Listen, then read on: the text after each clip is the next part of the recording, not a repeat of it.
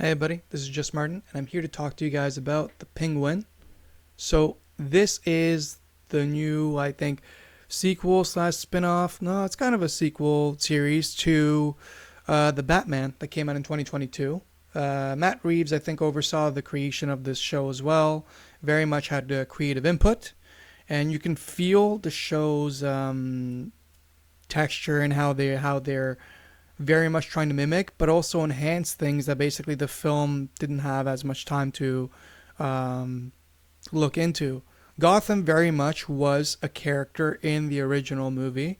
They wanted to make it as depressing and desolate as they could, basically, and we find our main character here, Oswald, in a very trying time in his life when basically his downfall after the Batman and how he's trying to gain his comeuppance.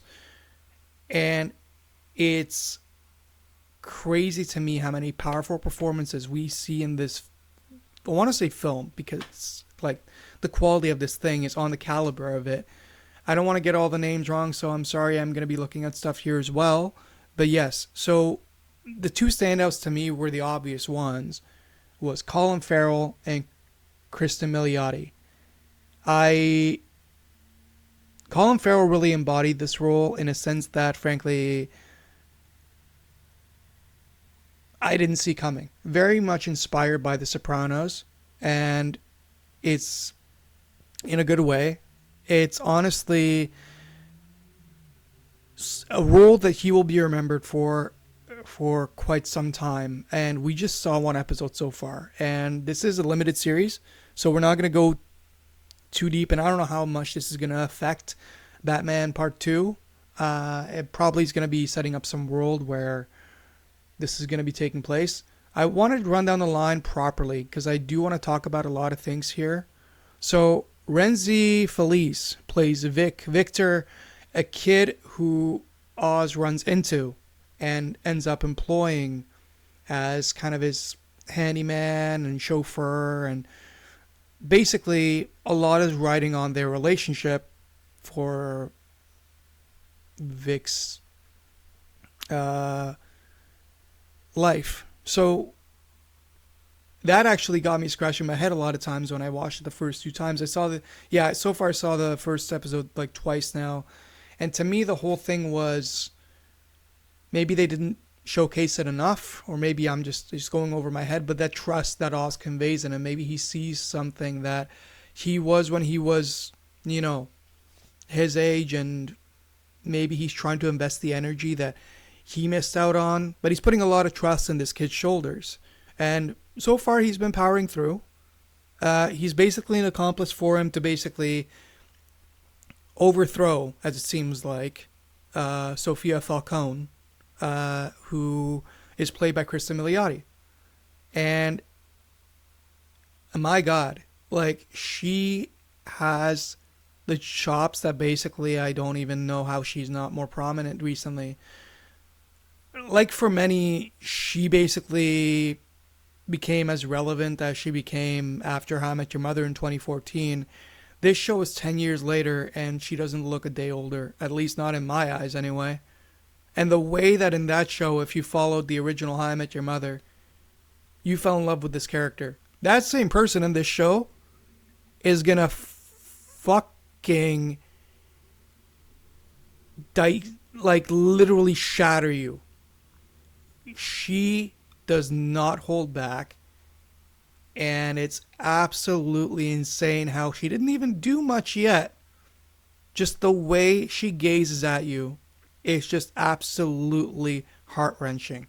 You can see the crazy, and her character is out of Arkham recently, so there's reasons why she's holding a lot of grudge, and she's projecting all that towards Oz. And they do have this very well-crafted kind of relationship where they will probably be relying on each other at some point in time, but where they both will end up by the end of the show I can't even imagine. So they are definitely the highlight. Other sections, basically Deidre O'Connell, who plays Oz's mother, she's in this episode for a couple minutes, oh, I want to say 5 to 7. Maybe I'm being very generous, maybe 4 to 5. But she brings it the hell home.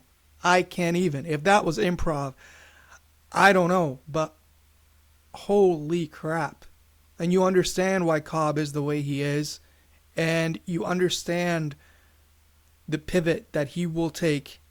And this is keeping you at the edge of your seat. And the only thing that is the downer for me is that there's 10 days between the first and second episode. What a way to launch this show. So it is going to be coming out on a weekly basis after this Sunday. It's going to be running until, I want to say, November 10th? Yes, November 10th. I'm interested in what this show up will deliver for us, and I'm very excited. It holds a 94% rating within 93 critics. I absolutely love the fact that this show came as far as it did. And frankly, I'm not going to say I didn't expect it to, but it still surprised me. And I say that in the best way possible. And I don't think I'm alone on that. Because, I mean, look at the freaking glamour it's getting all over social media. And if this means something great for the industry, I really hope that people are going to invest more in storytelling and basically try their best to live up to this, even though honestly I feel like it's going to be a lot of work, a lot of effort, and these guys just make it look so easy. But it's commitment. It's all about the delivery and commitment, and I absolutely love this and can't wait for the rest of them. All right, talk to you guys soon, and have a good one. Bye.